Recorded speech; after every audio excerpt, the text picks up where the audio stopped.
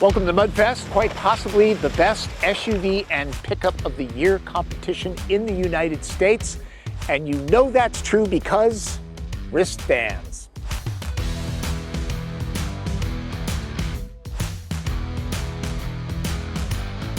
Look around and you'll see fewer sedans. Americans are buying sport utility vehicles and pickups these days. And why not? They're practical, even if they're not pressed into situations like this.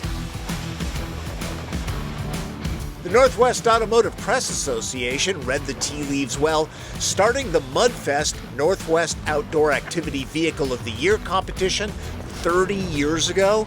In the beginning, all contestants were body-on-frame construction. In 2024, it's around 25%. Back then, trucks focused on the U in SUV. Now, some live up to the sports side of the name. Plus, EVs? Those were science fiction in the 1990s. This year, there are 20 journalists assessing 20 different vehicles. And if you don't see your favorite SUV or pickup truck in the competition, it's because the manufacturer chose not to bring it. Automotive representatives are on hand to offer information.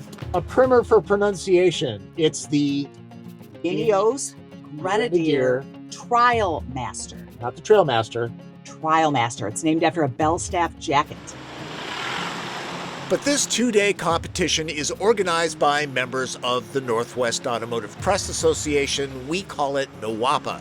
There's on-road testing and a day to get down and dirty.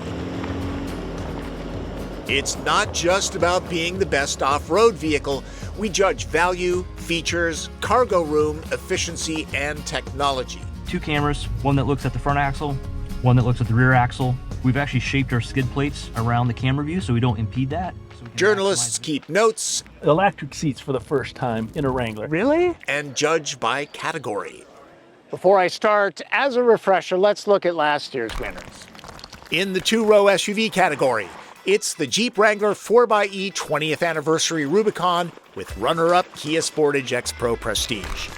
3-row SUV, the Mitsubishi Outlander plug-in hybrid is the well-deserved winner with Toyota Sequoia TRD Pro as the runner-up. For luxury SUV, the first time an EV has won at Mudfest, the Genesis electrified GV70 with Wagoneer in second place. Pickup truck? That goes to the Ford F-150 Raptor R 4x4 Super Crew, edging out last year's winner, Hyundai Santa Cruz. Electrified utility vehicle? Genesis electrified GV70 for the win, with Mitsubishi Outlander plug-in hybrid in second. Extreme capability vehicle is a tight one, but Jeep Wrangler 4xe Rubicon comes out on top over Ford F-150 Raptor R. Best value SUV or pickup? There's really no doubt. It's the 2024 Subaru Crosstrek, followed by the Mitsubishi Outlander plug-in. And the overall winner, the Northwest Outdoor Activity Vehicle of the Year, is the Mitsubishi Outlander plug-in hybrid with the runner-up, the Genesis electrified GV70. We've got a few twists and turns to get down to the end of the paddock area, and then you'll kind of do a U-turn. We'll have another stop. Once again, Mudfest is being held at the Ridge Motorsports Park in Shelton, Washington. It's perfect for our needs and why we keep coming back. You're good. Day one is for on-road judging, where most of these vehicles spend most of their time. Every journalist has to drive every vehicle. This is the Nissan Frontier Pro 4X. Going from car to car every 15 minutes is a huge advantage. When impressions are fresh, it adds accuracy to the assessments. Allow me to give you a tour of the course. We do 0 to 60 runs.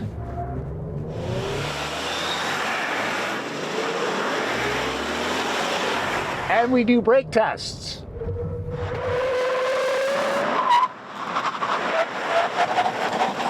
Chances are you're not going to be running a slalom course with your pickup truck, but it does help us to assess handling. And my favorite part.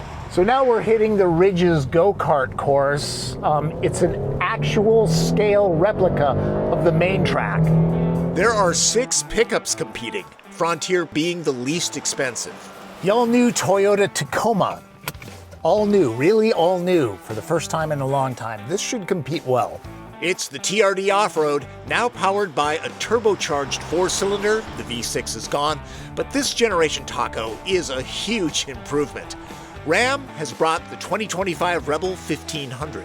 So we add the Hurricane engine, which is a 3-liter straight-six twin turbo. It's available in 2 different variants. You can get the 420 horsepower, which is what you're driving today, or 540 horsepower.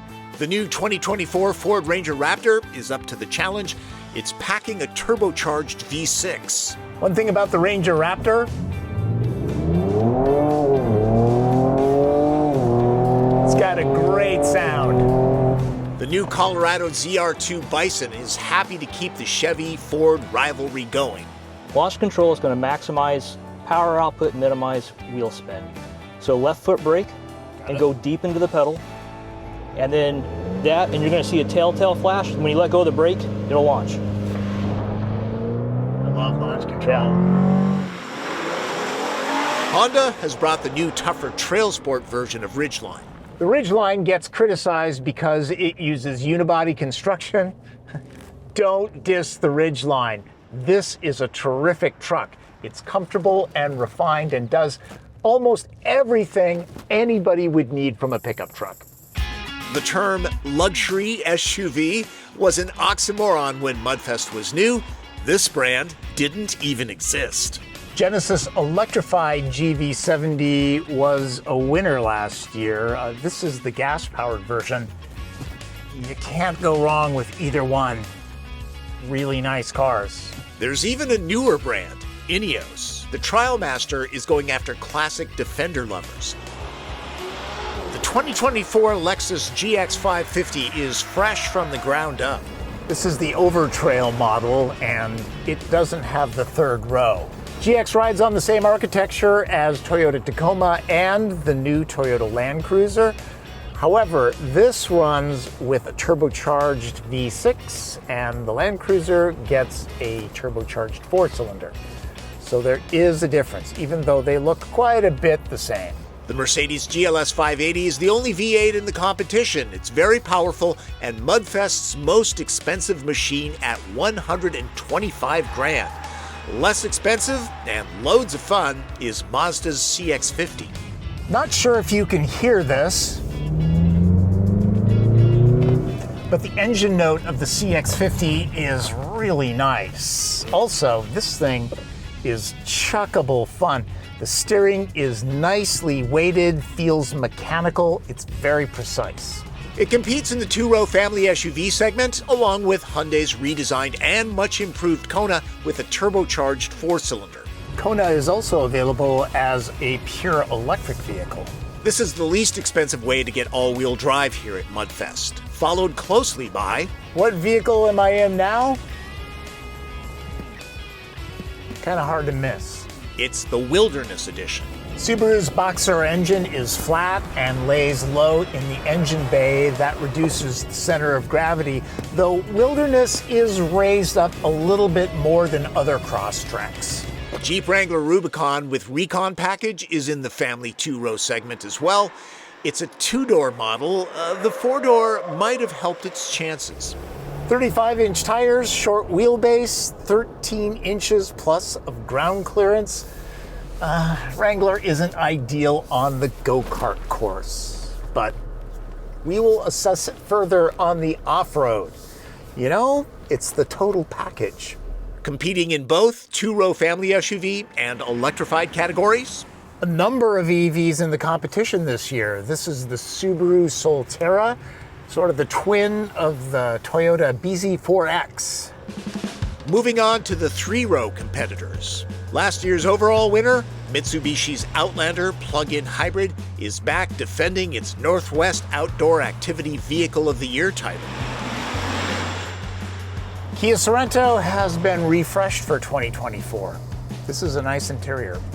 Available with a hybrid powertrain, Kia brought the more capable X-Pro version, powered by a 2.5-liter turbocharged 4-cylinder. Interesting. Considering the size of the Sorento, I feel like I'm sitting higher than expected. A lot of people like that these days. Volkswagen's Atlas Peak Edition is extremely roomy, claiming best-in-class third-row legroom. Big SUV, only available with a turbocharged 4-cylinder engine now. Handles pretty well if you want to get the kids car sick. Another strong competitor, the new Hyundai Santa Fe. Also a shoe-in for the most square vehicle here at Mudfest. It's very square. Santa Fe is set up for comfort, but even in the slaloms, it's no slouch. Thing is, your family will love how cushy this thing is. The only fully electrified 3-row family mover? The spacious Kia EV9 GT line with 270 miles of range. It silently snakes through the curves. This is a formidable sport ute. EV9 is a hefty machine. It weighs a lot. You know, it's an EV. And it's a 3-row crossover, but still, it is light on its feet. It's comfortable, it's quiet, it handles well on the go-kart course. EV9, pretty solid competition. Slinging these rigs around cones and curves is fun and enlightening. It's also hard on my iPad. Braking and, oh.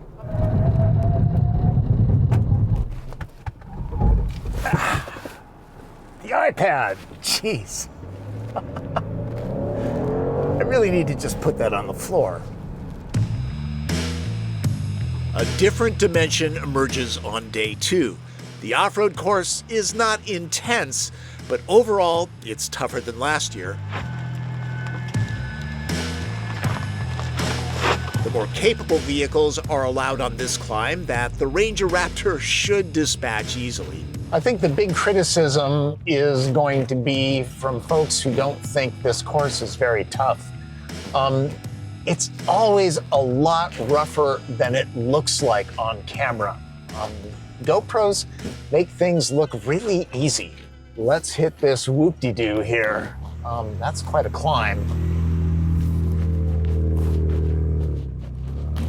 God, it doesn't even break a sweat.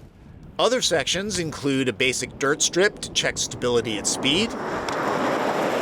There's an area that replicates a Forest Service access road. Approach and departure angles are checked, and the descent into a pool. There are berms to check stability, and a mogul section.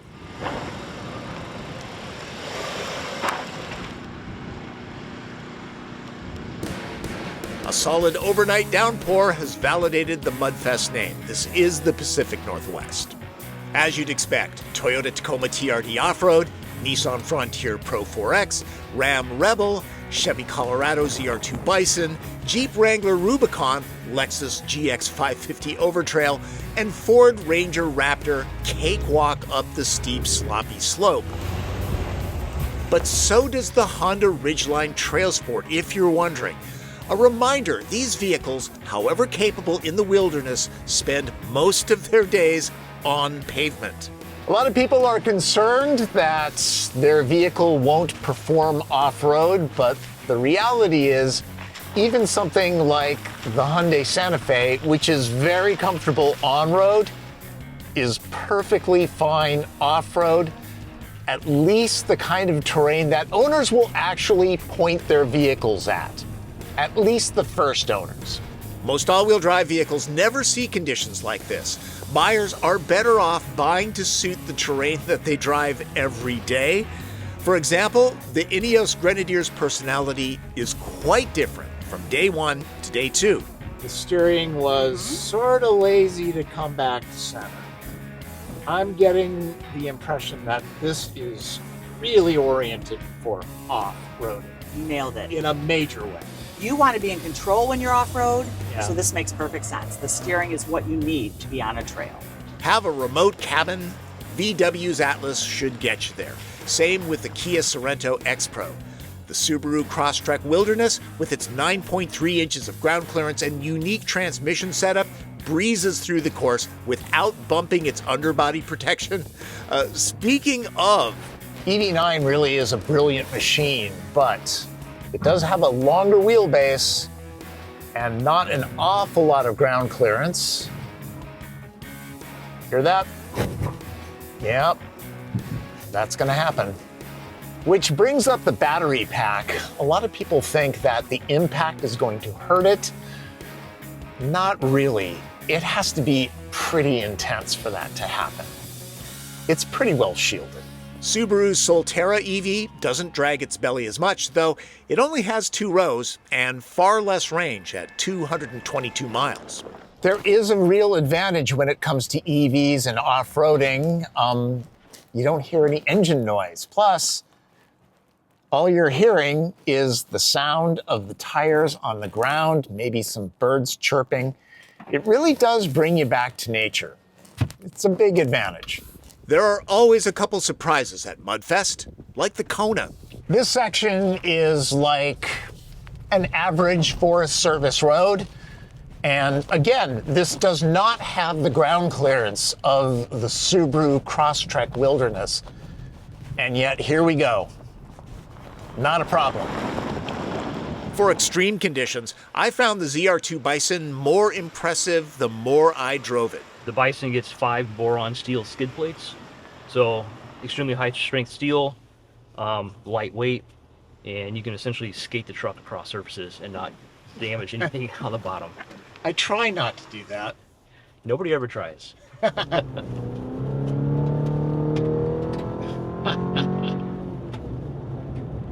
Wow, it's really comfortable too. Yeah. It's the shocks. Yeah, that's really the highlight of the Multimatic DSSV dampers, right? Yeah. We're able to independently tune, on-road versus off-road dynamics. All of the vehicles here, even the Urbane Genesis GV70, will get you to the good hiking trails, and none will leave you stranded. It's great to see the Mercedes GLS 580 ease through the course. Take it in, because when will you ever see one of these off-roading, or even on a dirt road? Just like pavement driving, a vehicle's off-road success depends on a driver's experience and skill, drive modes, ground clearance, technology, and proper tires help. I'm always checking to see if my GoPro is still attached. Good question. Yeah, it's Time well spent. Pro tip, those venturing far into the woods should check to see if there's a spare tire on board. These days, that's not a given. The vehicles have all been driven hard. They're very dirty, and the scoring is in. And over the past couple days, I've been trying to figure out who the winners might be, because this has been a very tough competition. Could go any which way. So let's see who the winners are. The 2-row Family SUV Award goes to the 2024 Jeep Wrangler Rubicon, with the 2024 Hyundai Kona Limited in second place. In the 3-row Family SUV segment, the 2024 Kia EV9 GT line all-wheel drive takes the crown.